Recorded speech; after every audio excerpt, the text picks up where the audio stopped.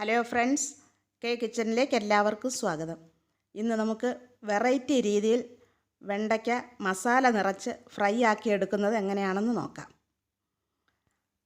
അതിനുവേണ്ടി ഞാനിവിടെ കുറച്ച് വെണ്ടയ്ക്ക കഴുകി വൃത്തിയാക്കി എടുത്തിട്ടുണ്ട്.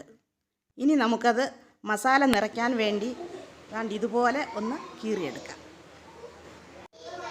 ഇനി നമുക്ക് അതിലേക്ക് ആവശ്യമുള്ള മസാല ഉണ്ടാക്കാം.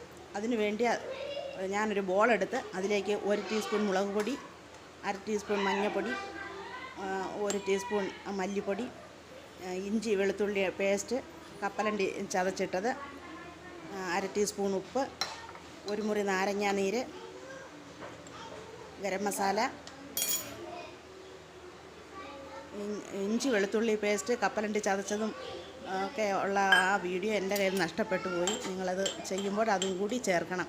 എന്നിട്ട് സ്വല്പം വെള്ളം ഒഴിച്ച് നമുക്കത് ഒരു കുഴമ്പ് രൂപത്തിൽ നമുക്കതൊന്ന് ആക്കിയെടുക്കാം. ഇപ്പോൾ നമ്മുടെ മസാല ഇവിടെ തയ്യാറായിട്ടുണ്ട്.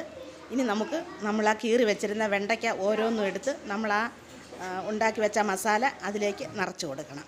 അതുകൊണ്ട് ഇതുപോലെ എല്ലാ വെണ്ടയ്ക്കായും എടുത്ത് നമുക്ക് മസാല നിറച്ച് വയ്ക്കാം.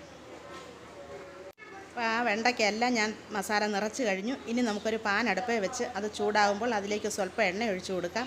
കൂടുതൽ എണ്ണയൊന്നും വേണ്ട, സ്വല്പം എണ്ണ മതി. എന്നിട്ട് നമ്മൾ തയ്യാറാക്കി വെച്ചിരുന്ന വെണ്ടയ്ക്ക ഓരോന്നും അതിലേക്കിട്ട് നമുക്കൊരു അടപ്പ് കൊണ്ട് അടച്ച് ഒരു വശം വേവുമ്പോൾ തിരിച്ചിട്ട് വീണ്ടും അത് തിരിച്ചിട്ട് നമുക്ക് ഫ്രൈ ആക്കി എടുക്കാം. ഇപ്പോൾ നമ്മുടെ വെറൈറ്റി രീതിയിൽ തയ്യാറാക്കിയ വെണ്ടയ്ക്ക ഇവിടെ റെഡി ആയിട്ടുണ്ട്.